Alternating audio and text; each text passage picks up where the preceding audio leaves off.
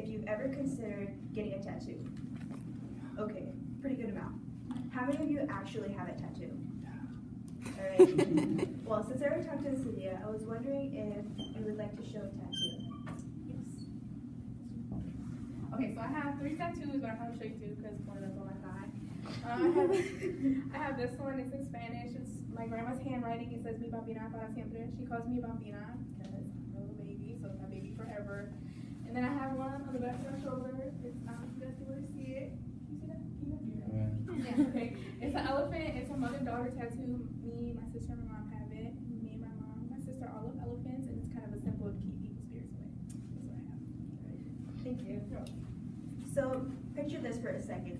Your body is a type of canvas. Say your tattoo artist is like Michelangelo or something, and the machine is your paintbrush, and the ink will be, of course, the paint. So they use their different styles, the type of styles that they're good at, and also the type of design that you pick, and they try to make it turn out the best for you as possible. So basically, to make it connect to all of you, we all seek expression in some way, whether it's with your clothes or with your hair, the type of jewelry that you have, the words that you say. We all use these to express ourselves, and some people turn to body modification, and a lot of people every day are putting the commitment in to get a piece done on their body. And for me, I've always wanted one. I actually don't have one yet, but I'm planning on getting one. And then I ask my friends questions about their tattoos. I love learning about them. I like looking at them and just seeing what I picture on my own body. And I just think the research for this presentation is good to know for when I do actually have one, so then I can ask proper questions to them. So for this presentation, I wanted to talk about the tools of the trade for being a tattoo artist. And as other artists do, tattoo artists wield tools and a medium to form their art and sense of style.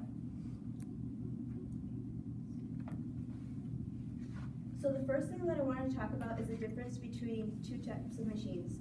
Some of you guys know, like, the typical hand poke type where you get a needle and then you insert ink and you do it like single one by one. But I wanted to talk about the machines themselves. There are 2 different types of machines. The first one is the traditional coil, and the other one is rotary. The coil, that's the type that we associate with tattoo parlors where it's really loud. The other one people like to use because it's quieter, and then also you can add on additives to them to make it work a little bit smoother. They have different cans that you can put in to make it work differently. Some of them help out with like shadings or the strokes a little bit better. It all depends on what you want in your piece and what they prefer to use. I have a video, oh shoot. I have a video that I wanted to show. Also, I wanted to, before I play this, I wanted to warn you about like anything you don't want to see if you guys are kind of like worried about seeing things up close or like going into your skin like that. You don't have to look. Put your mind in a meditative state and just focus on your breathing.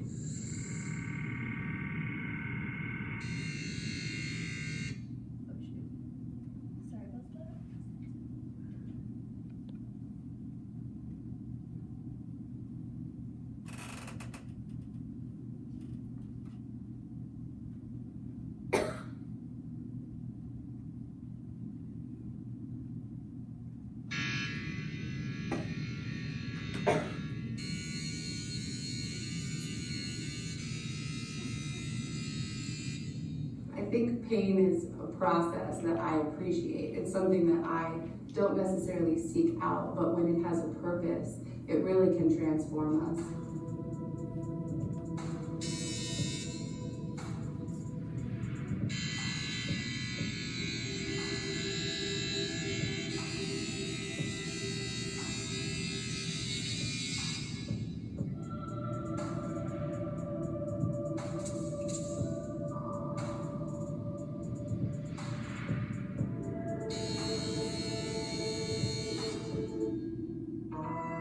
when we're done, we like hug each other. Sometimes they cry, like, you know, when I put the last white details, that's usually the most painful part. They be like, "Arr!" And then it's like, we did it.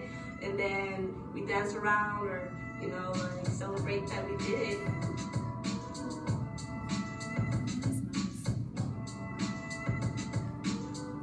I guess my favorite part is how magical that Sheila and that Miriam was able to create that perfectly. Thank you guys so much.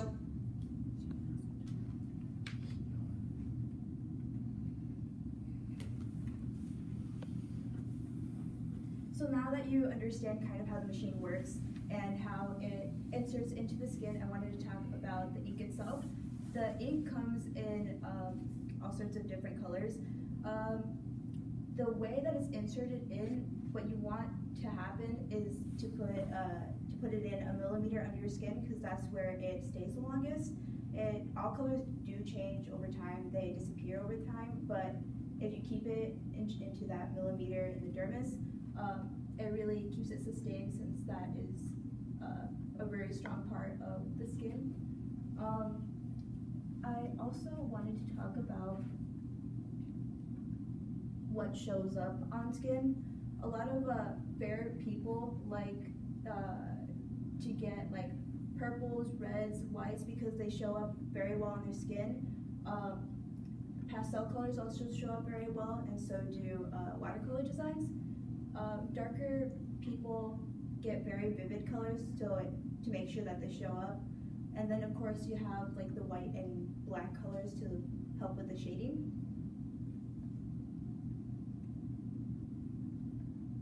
I also wanted to talk about allergies that could happen with the ink. So you have to make sure you ask the tattoo artist if there are any ingredients in there that you might be allergic to, because if you get it done and you get an inflammation or an infection or something, of course the piece is not going to turn out well. It's going to turn out really bad. You're going to need medical attention. So you have to be prepared and ask your tattoo artist what would be the best route to take, what different inks that you would like to use, just so it doesn't turn out into something like this. And then I also wanted to talk about different advancements that they made with ink. They've also made UV ink where it glows under a UV light. Since this is fairly recent, I'm not for sure whether or not it is totally safe, but then again, inserting anything in your body isn't necessarily safe. I just really like the way it looks, and I might consider having something like this if it is available.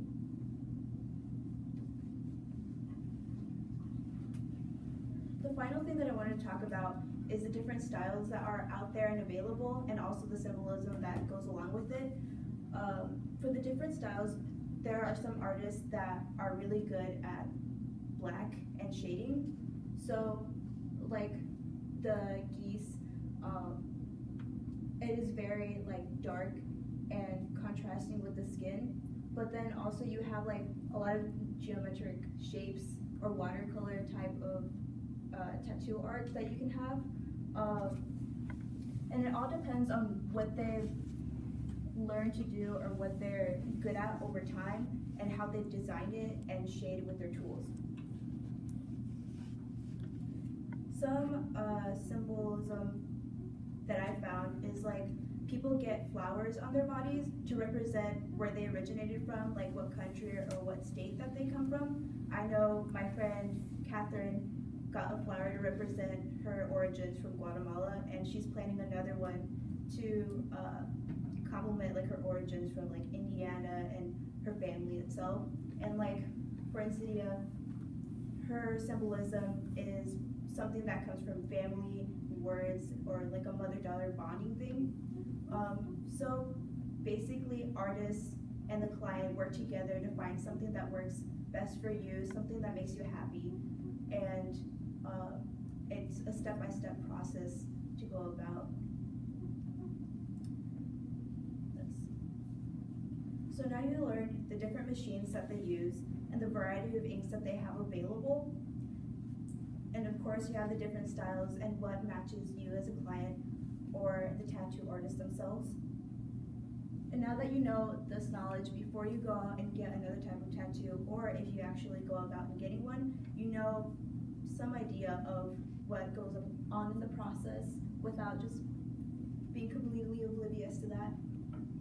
So thank you for listening to me, and I hope you learned something new.